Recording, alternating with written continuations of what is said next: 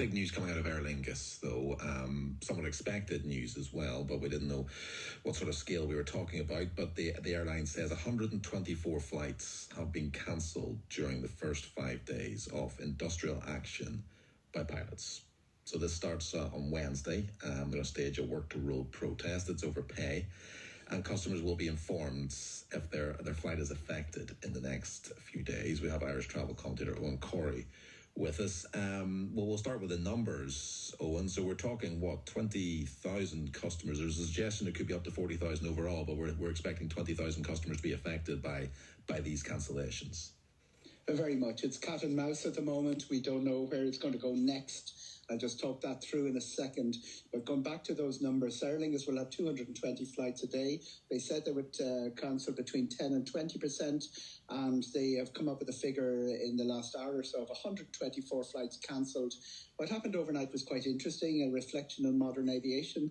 A lot of people got emails saying, do you want to rebook? Do you want to delay your flight? Do you want a voucher which is valid for 5 years? They're all the systems that kicked in during the pandemic. Or do you want a refund? As a result of that operation, they've identified what flights they're cancelling.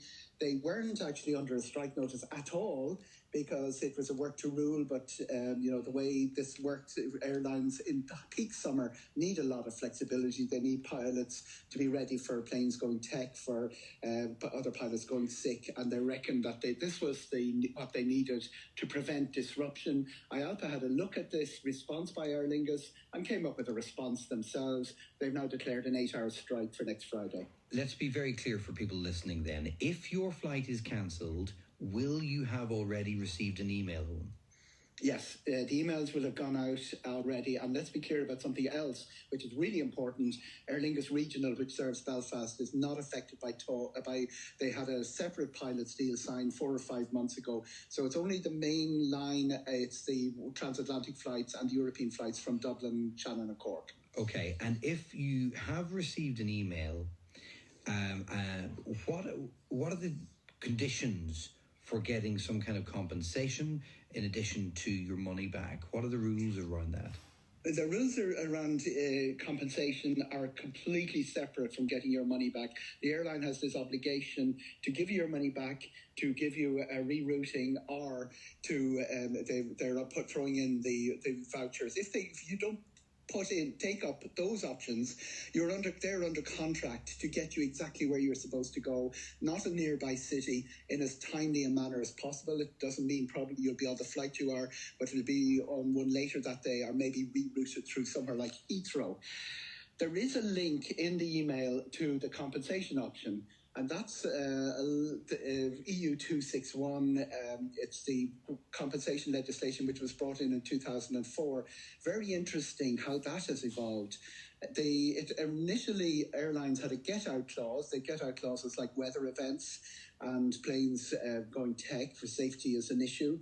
But they also had a get-out clause on strikes, and case law across the 27 members of the European Union has seen that eroded, pushed back. A lot of courts saying an airline strike is equally discomforting to passengers, and you are required to pay compensation. So just speak clearly, let's just say I had a flight booked to, Dusseldorf, and I want to get, I have a hotel booked there, and I have a car booked, or whatever it may be. Am I protected for some of those costs under compensation as a result of a strike? No, it's completely unrelated to what you've booked. It's a compensation cost to stop airlines messing their customers around. It goes to a maximum of something like €600 for a long flight, for a transatlantic flight, a West Coast transatlantic flight. Now, what you're talking about when you've missed the Taylor Swift concert, really, really distressing for passengers. That's not covered by the airline or the compensation. The people that are supposed to compensate that are your travel insurance company. A little bit more complex than it looks at first, because you need a specific type of travel insurance, which is flight disruption. It's not part of the Common or Garden travel insurance we all get for 12 months. It's something that you pay maybe £7 or £8 more for. Yes.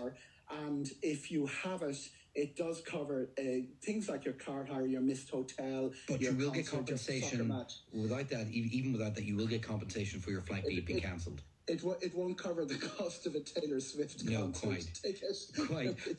But for those Aer Lingus passengers, they'll get the money back from the flight and compensation.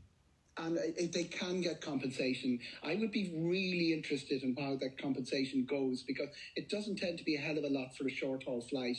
And I would expect, because the trade union have been into arbitration and rejected it, I don't think they'd have any problem finding one of the learned gentlemen to put on a wig and start arguing that.